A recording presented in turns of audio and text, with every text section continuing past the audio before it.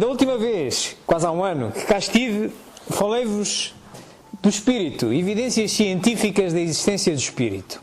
E nessa altura dissemos que a ciência de hoje chama ao espírito consciência não local. Bom, para aqueles que cá estiveram, lembrar-se-ão com facilidade. Aqueles que não estiveram sempre poderão ver isto na internet, no canal espiritismo.jg, está lá isto. Bom, para nós espíritas, para nós estudantes de espiritismo, é uma realidade. É uma das bases, não é? É uma das bases do espiritismo, junto com estas outras. Portanto, o espírito é aquela que tínhamos falado. Se há espírito, há comunicabilidade dos espíritos.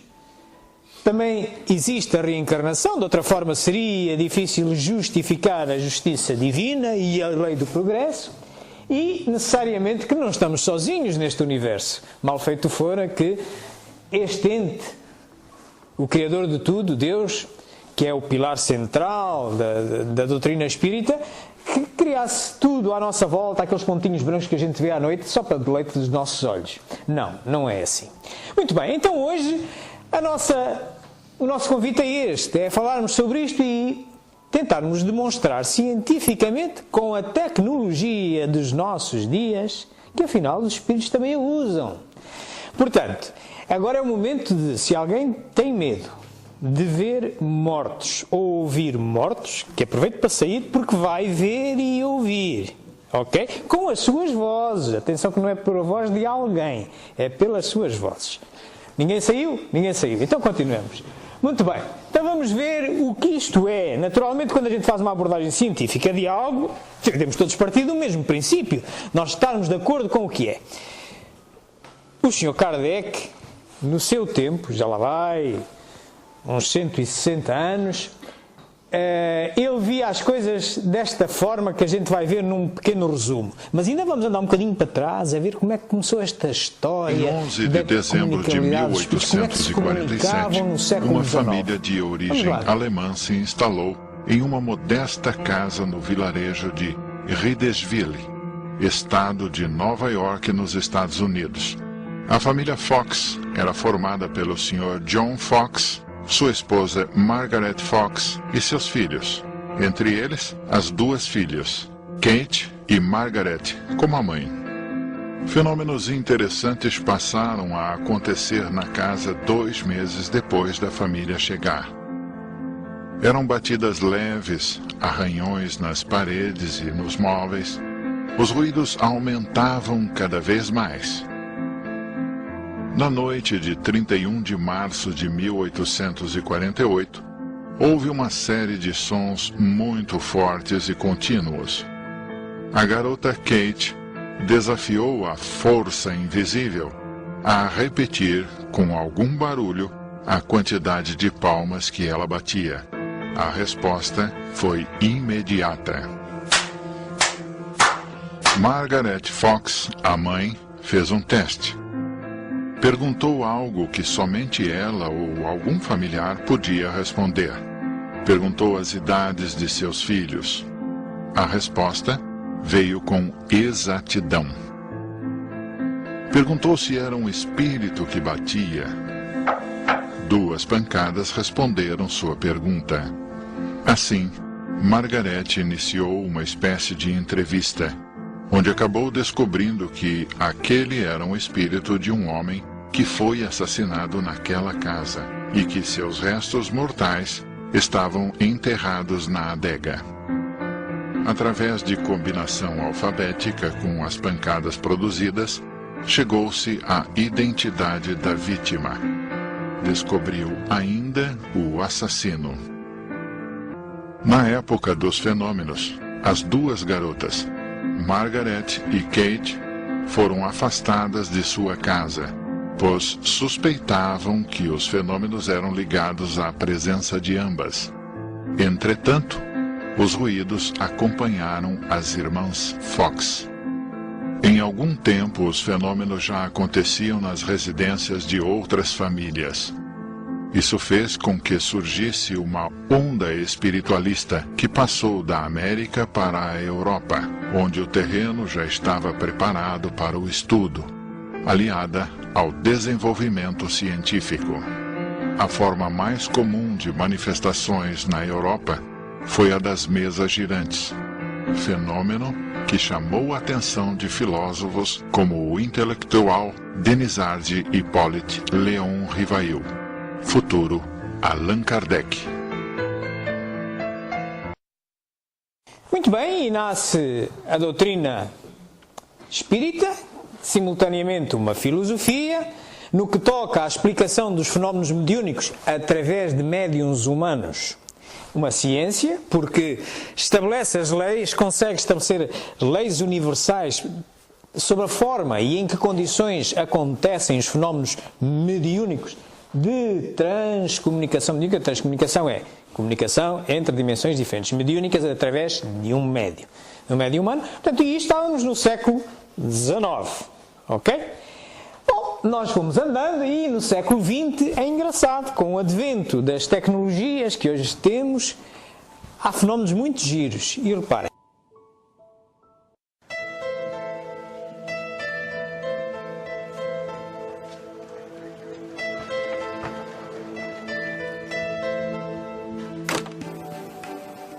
Now, according to science, when you physically die and when your brain stops functioning, that is it. That is the end. That's the end of consciousness.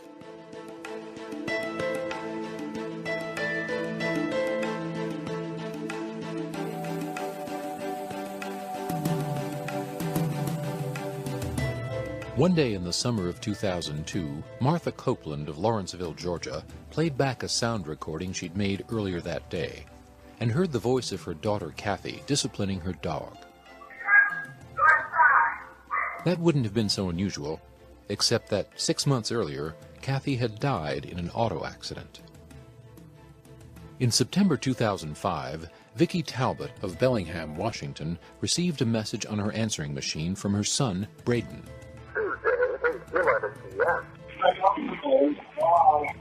Braden had been dead for over 4 years. In January 1994, Mark Macy of Boulder, Colorado, received a telephone call. The caller identified himself as a European psychologist named Konstantin Raudova. This is Konstantin Raudova speaking. Dr. Raudova had been dead for 20 years. One day in October 1987, Claude and Ellen Thorlund of Sweden switched on their TV. Suddenly, this strange image appeared, and they quickly snapped it with their Polaroid camera. Only later did they learn that their friend Friedrich Jürgensen, a pioneering afterlife researcher who had died a few days earlier, was being buried at that very moment, 250 miles away.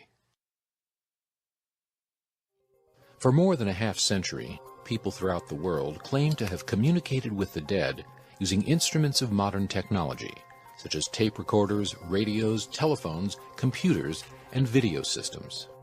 They call this phenomenon Instrumental Transcommunication, or ITC. Muito bem, aqui estão a ver os mortos agora a falarem por si próprios, sem precisarem de um meio humano, de um médium humano, através das tecnologias que a gente tem. Telemóveis, gravadores de som, circuitos fechados de vídeo. Vamos ver, vou-vos mostrar várias situações dessas. Portanto, vejam como o mundo vai evoluindo e as capacidades de comunicação entre dimensões também evoluem. Muito bem, já estamos a ver por onde vamos, não é verdade? Então, vamos agora, se estas vozes nos dizem que são dos mortos, então vamos agora tentar demonstrar isso cientificamente, recorrendo ao método científico. Vamos pegar em alguns factos e vamos pôr a nossa cabecinha a trabalhar e vamos ouvi-los e vamos dar volta ao coco a ver que justificações é que encontramos. Muito bem, como vocês se recordarão, o método científico tem duas fases, uma fase filosófica e uma fase científica. Dizia o Sr. Platão, chamado o pai da filosofia, que filosofar era pegar numa crença que se tem por verdadeira e justificá-la. Apenas com o uso da razão, com o conhecimento prévio que se tem, arranjar uma justificação para aquilo. Ok? Portanto, aqui só intervém a razão. Ao criarmos uma justificação, estamos a criar uma hipótese, uma possibilidade de explicação de um fenómeno que observamos. A partir daí, então, vamos entrar numa fase científica. E o que é que difere daquela? É comprovar a crença que já vinha ali, que era verdadeira e justificada. Agora vamos comprová-la. Chamamos a atenção que a ciência não é por acaso que é filha da filosofia. Reparai só no termo hipótese. Hipó vem de pequeno, hipó. Baixo, pequenino. Tese, explicação. E porquê? Porque a filosofia endereça o todo. Ok? A ciência vai buscar fenómenos desse todo. Pequenas partes desse todo. E vai explicá-los. Daí este termo hipótese. Este hipótese vem com a ciência. Muito bem. Então, claro que, neste caso, a crença justificada será, bem, não são vozes que são emitidas nesta dimensão, dizem ser seres inteligentes, vêm de outra dimensão, são os mortos. Bem, e agora como é que se vai demonstrar isso? Então agora vamos pegar exatamente só, por exemplo, ou nas vozes, ou nas imagens, e vamos então validar se era algum morto ou não.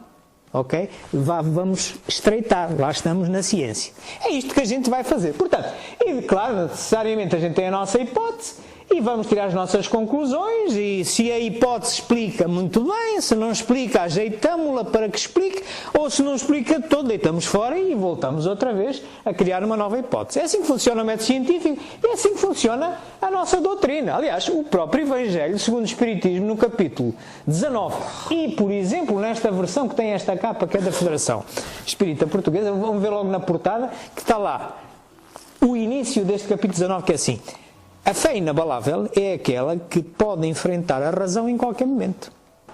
Ok?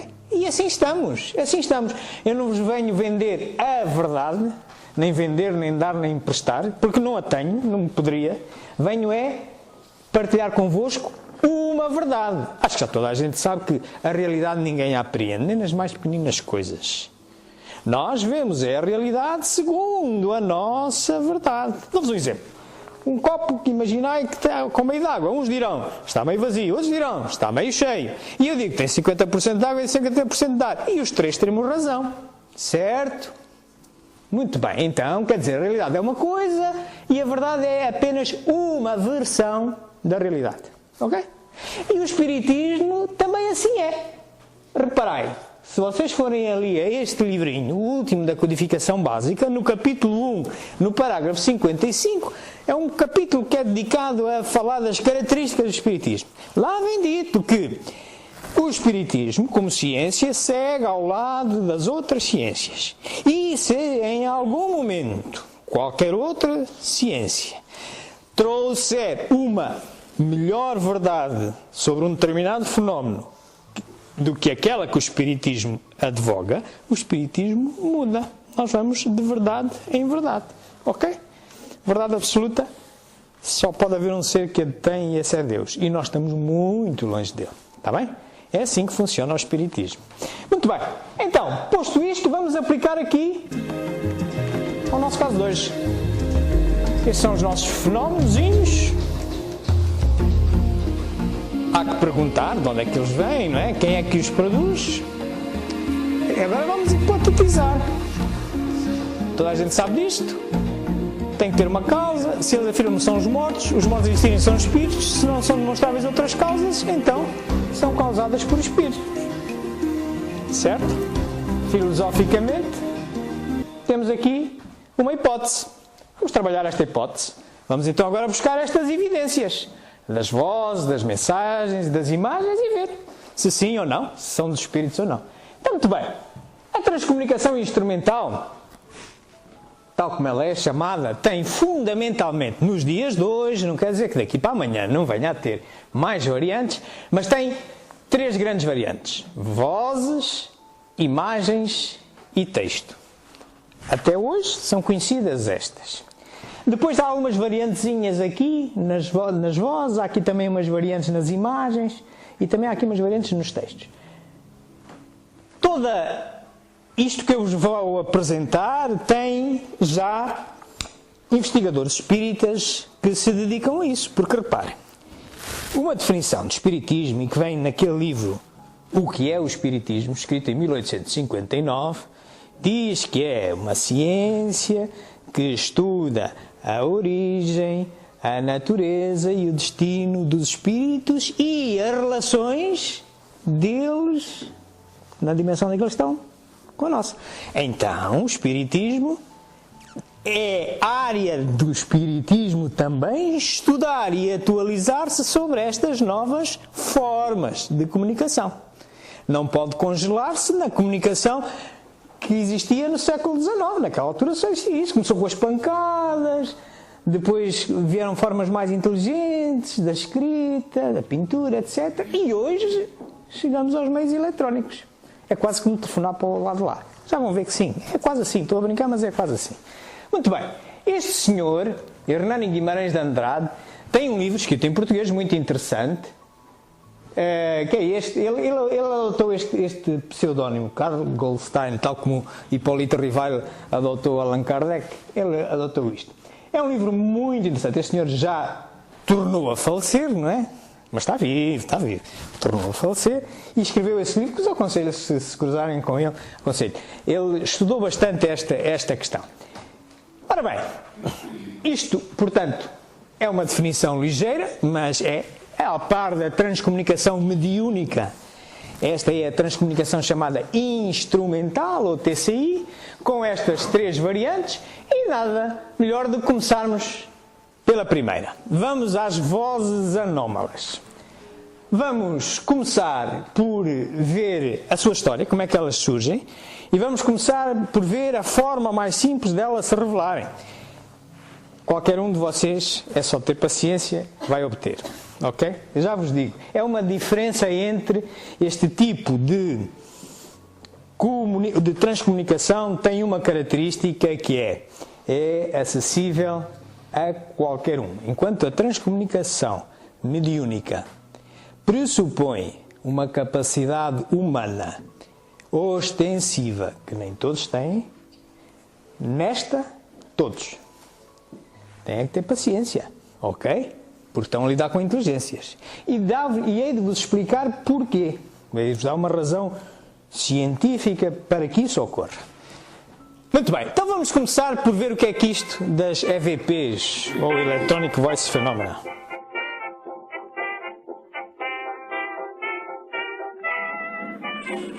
EVP was apparently first noticed in the early 20th century, when unexplained messages were said to have appeared in telegraph, telephone, and early sound recording systems. As communication technologies developed, the idea of using them to contact the souls of the departed fired the interest of a number of well-known scientists and inventors, including Alexander Graham Bell, Nikola Tesla, and even Thomas Edison, who proposed building a device to capture spirit voices. In 1939, Attila von Soleil, an American photographer, claimed some success at EVP using a phonograph record cutter, and in the 1940s with a primitive wire recorder, a precursor to the modern tape machine that recorded sounds on spools of thin magnetic wire.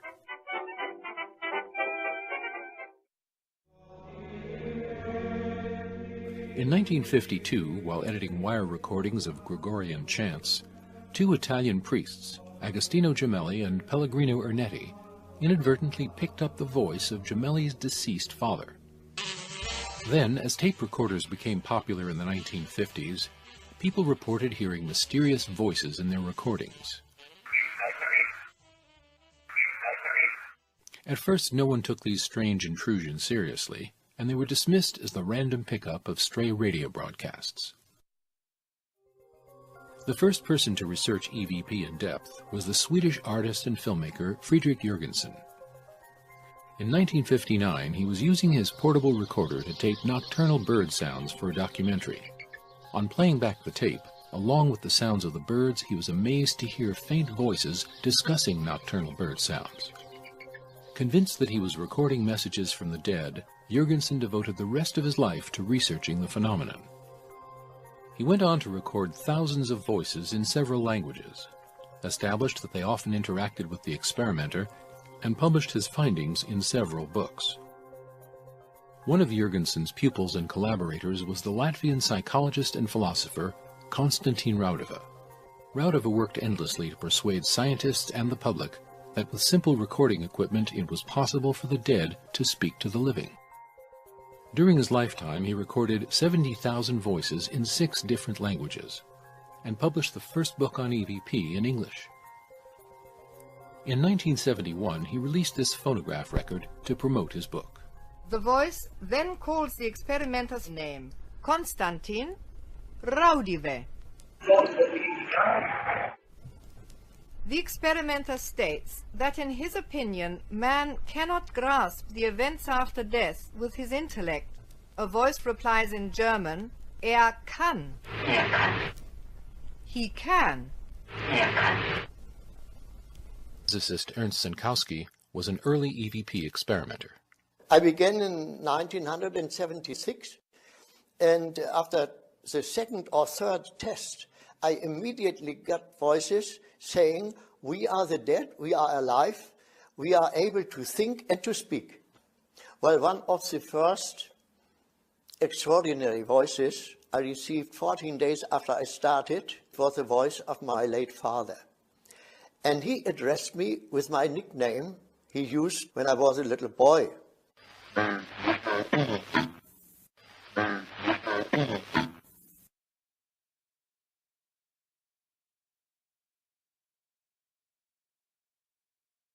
Muito bem, esta é a forma mais simples e também aquela que eu sugiro a quem queira investigar nesta área para começar. Isto é muito fácil de obter, obtém-se desde gravadores de fitas a gravadores como este. Olha, este é o meu instrumento, eu sou investigador nesta área e este é o meu instrumento de pesquisa. É com este gravadorzinho, por acaso é um gravador destes digitais que se mete ali no computador e tal.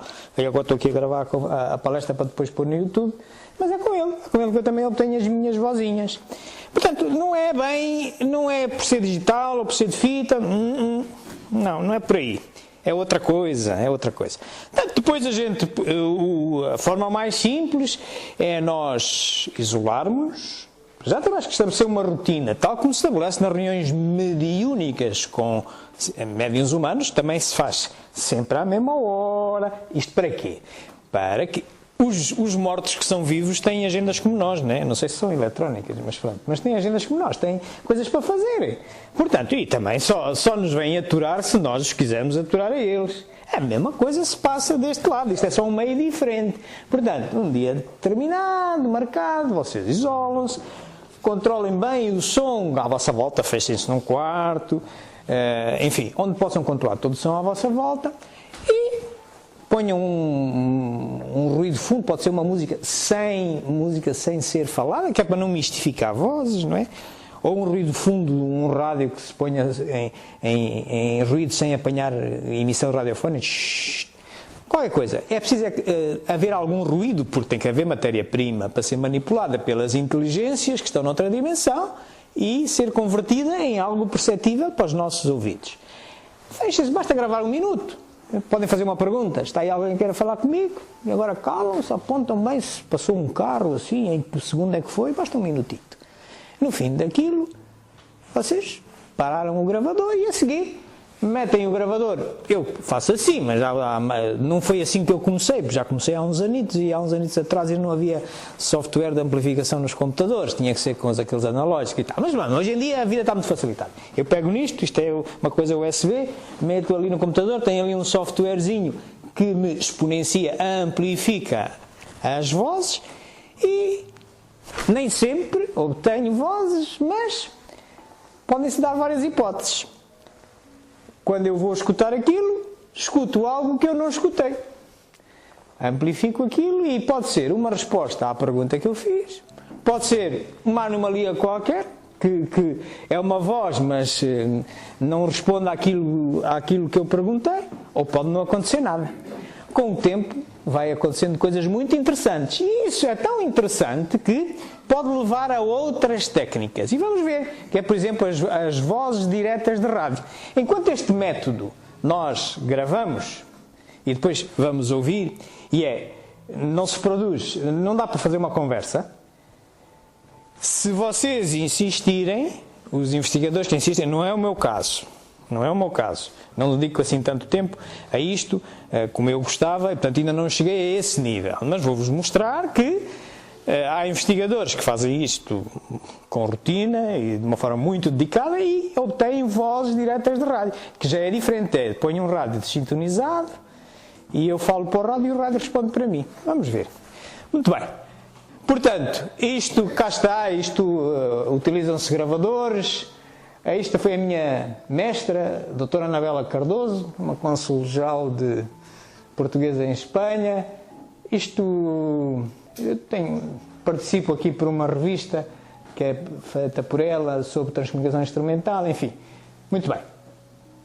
Então vamos a ver agora as vozes diretas da rádio. Esta minha mestra, ela já obtém e muitos outros europeus e não só também obtêm. Vamos ver o que isso é.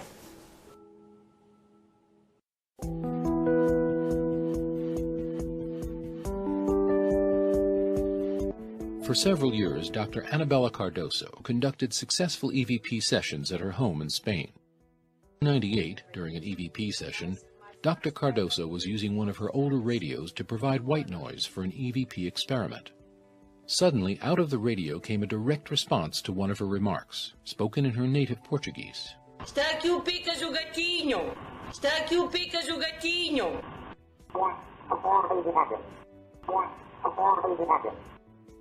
Dr. Cardoso says that these voices have often called her by her childhood nickname, Bella. They always call me Bella. Bella was my child's name. I am Annabella. My family, still today, they call me Bella. Sinto ouvir. Sim? Since DRV voices come out of radio receivers, couldn't stray radio broadcasts be the source of these apparent communications?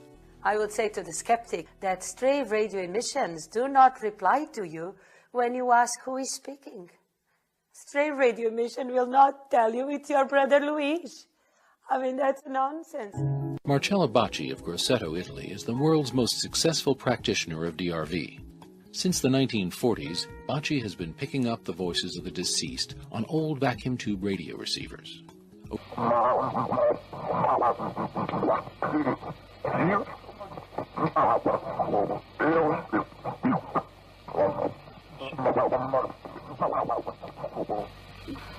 Ciao. Marco, ciao, ti abbraccio. Ho detto, mamma Milena, ascolti Massimiliano. E quindi se io avessi avuto dei dubbi quella sera proprio me li sarei levati tutti perché nessuno mi conosceva. In over 6 decades, Bacci has never charged for his services or accepted a single donation. Scientists and researchers from around the world have investigated Bacci. Engineer Paolo Presi and his colleagues from Il Laboratorio have been investigating him since 1974. To date, no one has ever found the slightest evidence of fraud. The voices that are coming from out of his radio are very astonishing because the content level is very high in respect of the culture of Mr. Bacci, because he was only a businessman with a shop of washing machines, radio, and so on.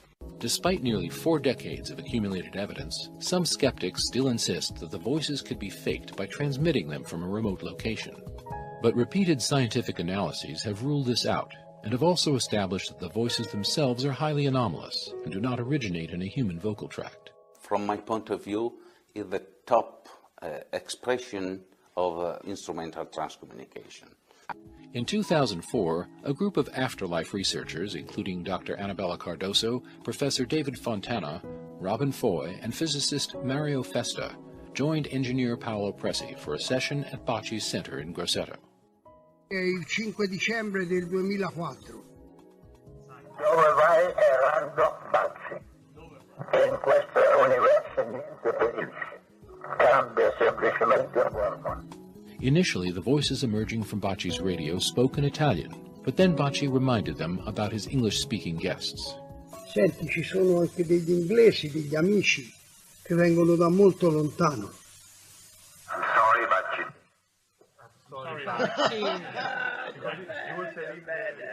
David Fontana, Annabella Cardoso, thank you for all your hard work. Congratulations. Muito bem, esta senhora é um dos expoentes máximos a nível mundial e a nível português continua a ser. Ele tem inclusivamente um livro publicado e um disco com vozes. Aconselho, se vocês quiserem ver. Tem um site, procurarem por ITC, Anabela Cardoso, e vocês encontrarão. Outra área dentro das vozes é o telefone, ok? Também existe comunicação telefónica, vejam isto.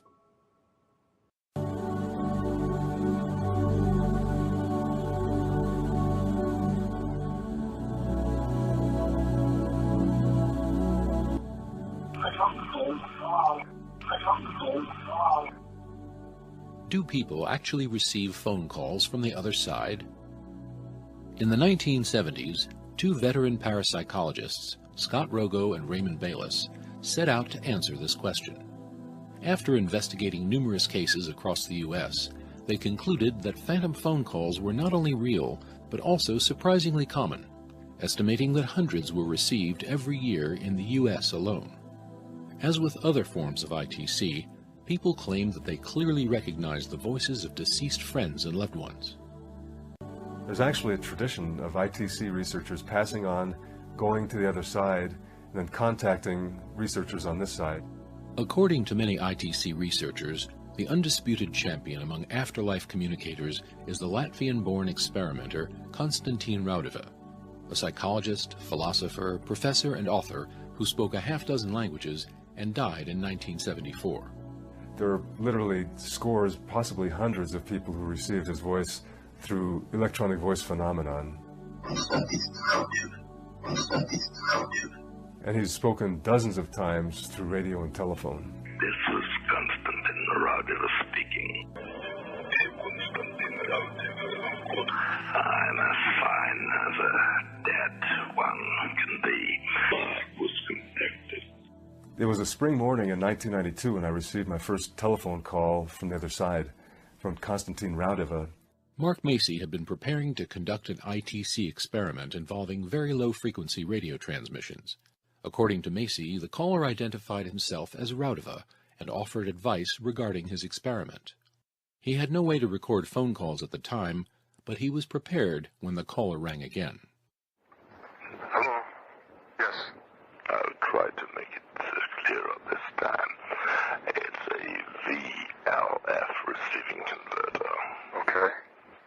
You simply connect the VLF converter to your HF radius antenna input and a suitable VLF antenna.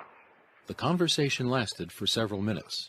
The caller's voice was clear as a bell, and his advice regarding Macy's experiment was sophisticated and technically impeccable. 24500 kilohertz respectively. Okay. Wonderful technical advice from this side. Thank you very much, Konstantin. It was the most moving experience of my life. It was just very humbling and such an amazing experience to receive contacts from the other side through a telephone. These conversations weren't limited to technical advice. They often touched on human social issues and suggested that the insights provided by ITC might lead to a more just and peaceful world. You know how dangerous acts of all kinds can be. Violence. That's one of those things we want to prevent by ITC. The violence. Mas também aparecem mensagens brincalhonas. Não sucedeu a mim, mas sucedeu-me a uns companheiros que investigam nesta área há muito mais anos do que eu. Conto a eles uma história engraçada.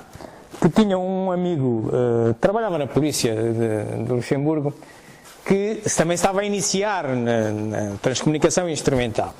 E há um dia, por falar em telefones, há um dia que ele recebe, ele estava a trabalhar numa coisa equivalente ao nosso 112, às centrais 112, pronto, lá está.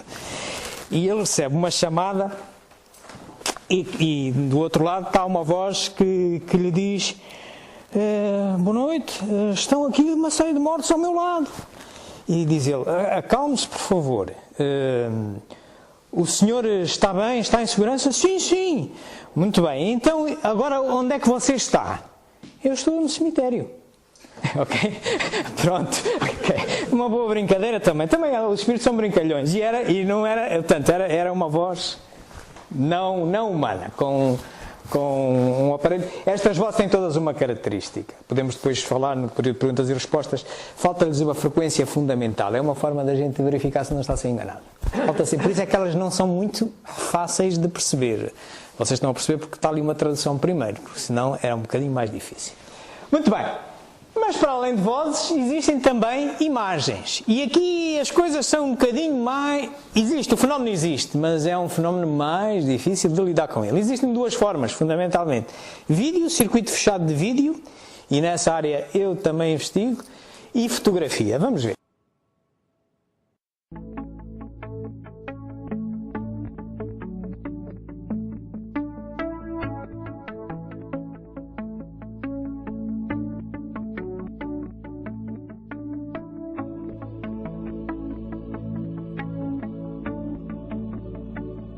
EVP pioneer Friedrich Jürgensen was among the first to recognize its potential as a means of communicating with the departed.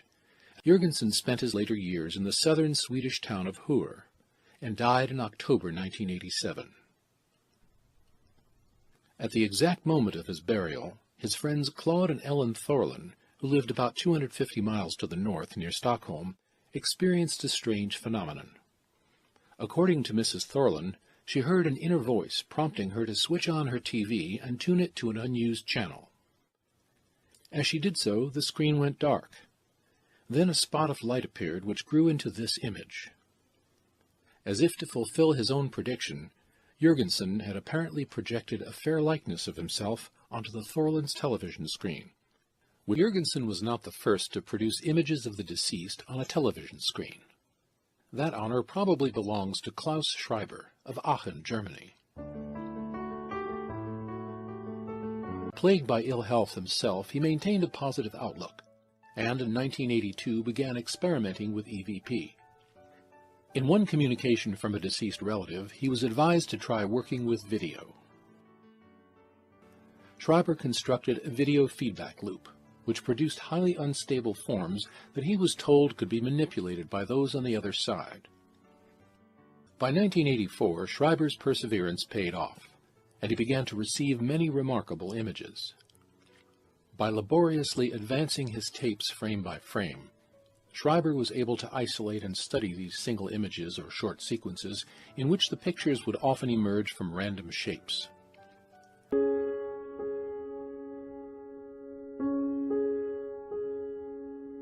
No account of visual ITC would be complete without mentioning Robert Vandenbroek, who lives near the tiny village of Hoeven in the Netherlands. When we visited Robert in February of 2014, we brought 2 video cameras to test and document his talents. To preclude any tampering or substitution, we brought our own still camera which had no built-in memory, and we used a distinctive type of memory card that had not been manufactured for at least 5 years. We numbered each card in advance and erased it in full view of the video cameras prior to every test.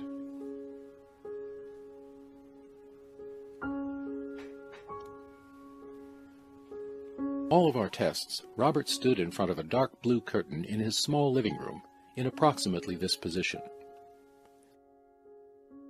At the end of each test, he handed the camera back to us and we placed it on this coffee table to unload the memory card into a password-protected laptop computer.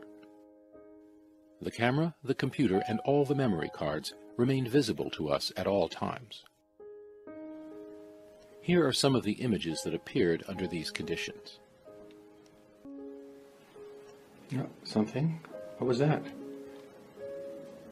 In this one, a curious energetic swirl resolves into an apparent human hand. Whoa! Oh my God. Oh my goodness, this is very clear. It looks like Friedrich Jürgensen. Really? Yes. Most intriguingly of all, 2 distorted images appeared that resembled Friedrich Jürgensen in his later years.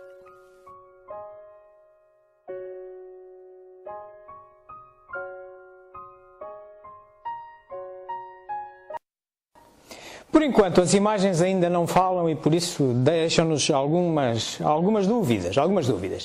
Eu, na minha investigação, não o faço sozinho, faço com esta senhora de Barcelona por exemplo, isto é uma coisa pessoal, isto é a minha avó falecida em 1993 e a imagem mais próxima que eu obtive dela é esta que aqui está. Não é muito fácil, ok? Isto não é muito fácil. Daí não é a forma mais evidente e nem a forma melhor para um iniciado começar por isto. Mas sim, obtém-se também. Muito bem, também vos disse que há uma outra mais próxima de nós, é o texto por computador. Também existe, reparem.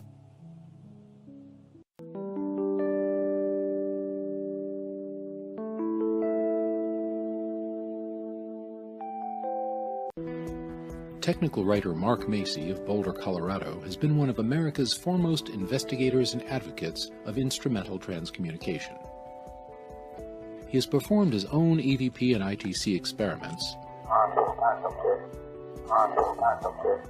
formed an international ITC association, and has traveled widely, giving lectures and presentations. And they try to modulate those sounds into a voice. In October 1995, a colleague in the small European country of Luxembourg sent a message to Macy that purported to be one of many that had appeared on her home computer.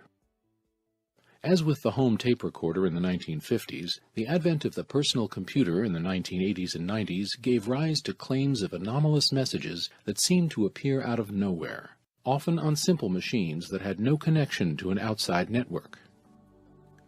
This message, addressed to Mark Macy and one of his collaborators, claimed to be from an obscure journalist named Arthur Beckwith, who was born in England in 1832, was married in Jamaica, and eventually settled in Brooklyn, New York. He died the same day the Titanic sank in 1912. I hired a private investigator in England to look up the records of Arthur Beckwith in that area, and Arthur Beckwith turned out to be born in 1832. Arthur mentioned in his letter that he was employed by the Sun and the Brooklyn Daily Eagle and the Citizen. So I went to the public library in Brooklyn, New York, and we found out that sure enough, Arthur Beckwith was employed on those newspapers, and we found his obituary. A colleague of mine went to the National Archives in Washington, D.C. The census records showed that Arthur Beckwith was a 68-year-old widower in the year 1900, living at 150 Schermerhorn Street in Brooklyn. Arthur also mentioned a man in his letter named Bill H. Lynch, who had been a rector at St. John's Roman Catholic Church in Lambertville, New Jersey. So we went to that New Jersey church, and sure enough, we found a record of William Lynch, who was a rector at that church at the time. Muito bem, e outras provavelmente surgirão com o andar de tempo. Contraditório para isto, bem, nós temos que escutar, estamos no meio da ciência, temos que escutar todas as verdades e é à procura da melhor. Quais são os contrapontos mais comuns? Dizem-nos que estas vozes são captadas acidentalmente. Já vimos há bocado, a doutora Anabela Cardoso até se ria. Então como é que alguém que está ali no coisa me vai chamar pelo meu nome e diz que é o Luís, que se é uma emissão radiofónica, enfim. Outros dizem que é um fenómeno psicocinético, isto é, com a potência da mente, autónomo e voluntário, com características de poltergeist, que pode ser aqueles são os poltergeist que são teletransporte de unidade de efeitos físicos. Isto são as argumentações mais comuns. Bem, vamos tentar contrapor isto. Ora bem, a captação acidental não explica a forma poliglota em várias línguas que nós aqui vimos. Então, fala positivamente numa língua, noutra, vimos aqui até misturar português com espanhol, inglês com italiano. Nem muito menos os diálogos. Quando há diálogo, voz direta de rádio, como é que é a gravação acidental? Está-me a responder a mim, ok? Por outro lado, quando se diz que, bem, isto pode ser produzido, há aí umas pessoas que têm um poder psicocinético enorme, conjugado com a frequência de execução, bem, não é só como eu digo, então, mas se nós todos temos essa potência, porquê é que eu preciso do raio do gravador que esteja ligado? Porque senão não obtém nada. Se o ser humano consegue produzir uma voz, não é? Porquê é que precisa do gravador? É que eu continuo a precisar do gravador, ainda não conheço ninguém com coisa. Também, por outro lado, então, se assim é, porquê é que o inconsciente prefere um processo de interferência magnética tão complexo se poderia usar simples meios mecânicos? Porquê?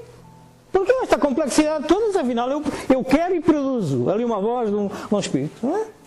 Portanto, a gente tem que perguntar.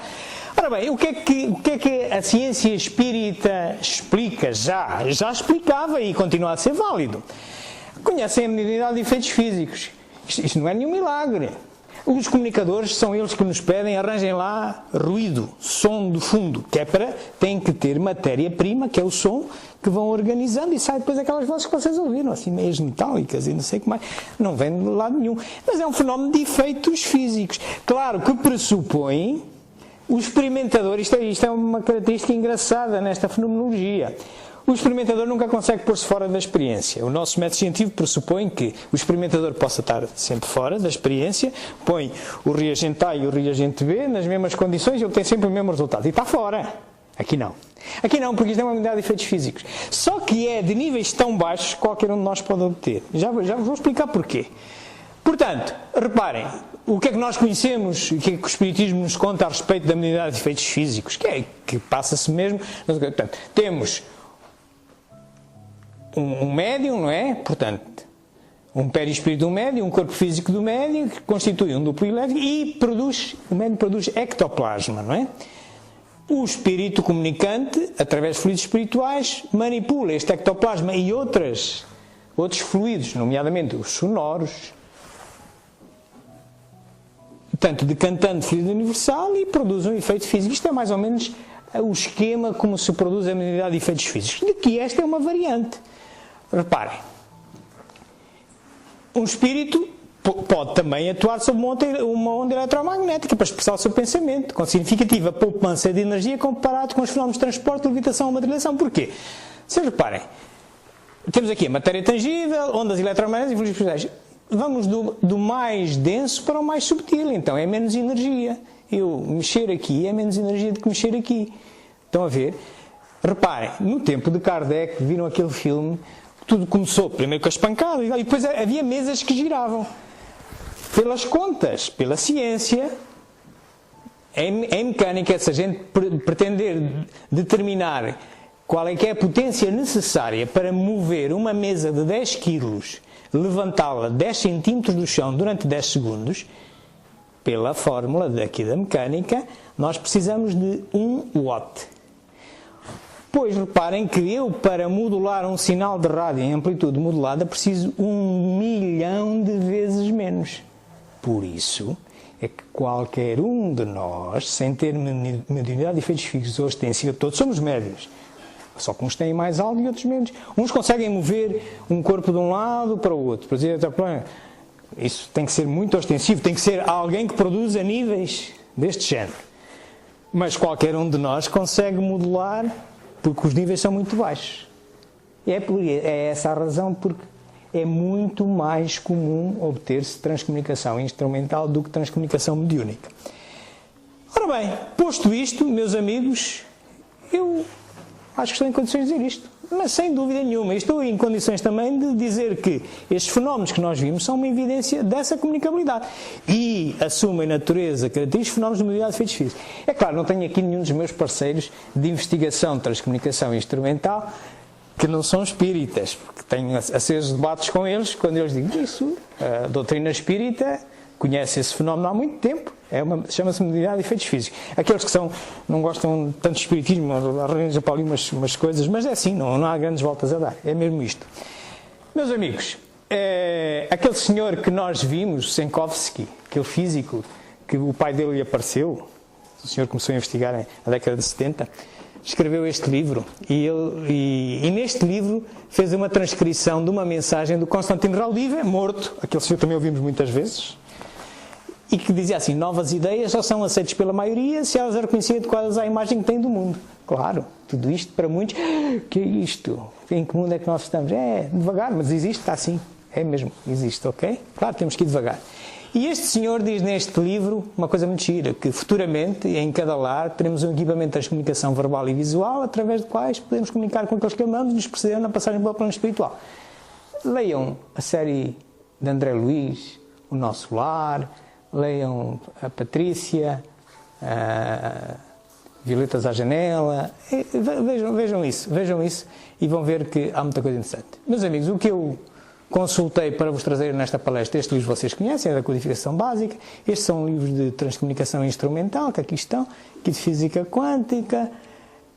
Este é o CD com vozes gravadas da doutora Anabela Cardoso. E há aqui uma série de sites que vocês podem também consultar. Eu estou a gravar isto com a minha ferramenta de investigação de vozes, que é isto. Vou publicar aqui neste canal, Espiritismo JG, e tenho ali o meu e-mail se precisarem, é espiritismo.jg@gmail.com, para poderem alguma dúvida que queiram. E estou à vossa disposição para alguma pergunta que haja. Estamos mesmo em cima do tempo, não é? Muito bem, mas se quiserem, o meu e-mail está à vossa disposição. Eu vou publicar isto no canal de YouTube e terei todo o gosto em vos responder, ou a qualquer pergunta que haja, também estou à vossa disposição. Eu agora pedia-vos, na sequência desta última conversa nossa, um dos cuidados que temos que ter é exatamente a elevação do pensamento. E a melhor forma de elevarmos o nosso pensamento e de, com essa elevação, emitirmos energias mais favoráveis, que pela lei da afinidade vão atrair espíritos que vibram na mesma faixa, é a prece. A prece não é mais do que uma conversa com Deus, com a espiritualidade superior. E porque seguimos um referencial de orientação moral e ética que é cristão, é Jesus Cristo, ele ensinou que uma prece deve conter 3 momentos distintos. Um louvor, que quase todos nos esquecemos de louvar ao Criador. Um agradecimento, também quantas vezes nos esquecemos. E por fim um pedido. Isso está sempre na nossa lembrança, estamos sempre a pedir. Mas hoje então vamos fazer essa conversa com a espiritualidade superior, começando por louvar o Criador pela sua obra maravilhosa, que nos permite, independentemente do tempo em que estejamos encarnados, verificar que há sempre algo mais para descobrir. Há sempre um avanço científico, filosófico, de explicação de algo que está criado há tanto tempo e que só nós agora estamos a descobrir. Isto é maravilhoso. Isto é digno de louvor. Louvemos, pois, o Senhor, o nosso Criador, por esse universo maravilhoso e também por esta escola da vida onde nós nos encontramos.